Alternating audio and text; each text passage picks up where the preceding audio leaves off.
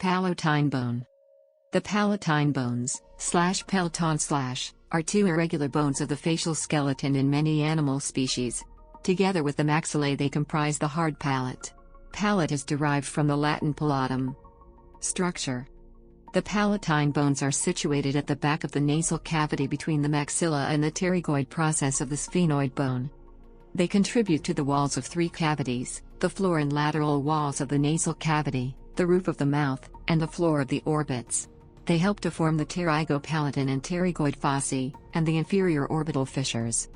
Each palatine bone somewhat resembles the letter L, and consists of a horizontal plate, a perpendicular plate, and three projecting processes: the pyramidal process, which is directed backward and lateral from the junction of the two parts, and the orbital and sphenoidal processes, which surmount the vertical part, and are separated by a deep notch, the sphenopalatine notch. The two plates form the posterior part of the hard palate and the floor of the nasal cavity. Anteriorly, they join with the maxillae. The two horizontal plates articulate with each other at the posterior part of the median palatine suture and more anteriorly with the maxillae at the transverse palatine suture. The human palatine articulates with six bones: the sphenoid, ethmoid, maxilla, inferior nasal concha, vomer and opposite palatine. There are two important foramina in the palatine bones that transmit nerves and blood vessels to this region: the greater and lesser palatine. The larger greater palatine foramen is located in the posterolateral region of each of the palatine bones, usually at the apex of the maxillary third molar. The greater palatine foramen transmits the greater palatine nerve and blood vessels. A smaller opening nearby, the lesser palatine foramen, transmits the lesser palatine nerve and blood vessels to the soft palate and tonsils.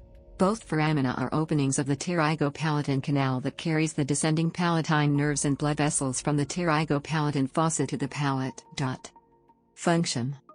The sphenopalatine foramen is the opening between the sphenoid bone and orbital processes of the palatine bone. It opens into the nasal cavity and gives passage to branches from the pterygopalatin ganglion and the sphenopalatine artery from the maxillary artery. Other animals. In bony fish, the palatine bone consists of the perpendicular plate only, lying on the inner edge of the maxilla. The lower surface of the bone may bear several teeth, forming a second row behind those of the maxilla. In many cases, these are actually larger than the maxillary teeth.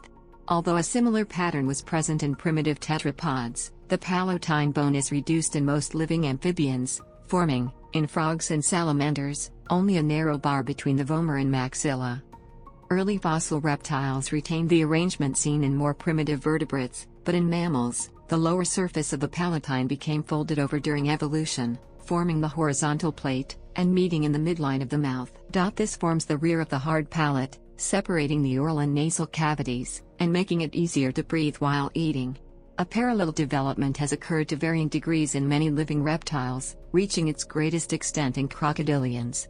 In birds, the palatine bones remain separate, along the sides of the rear part of the upper jaw, and typically have a mobile articulation with the cranium.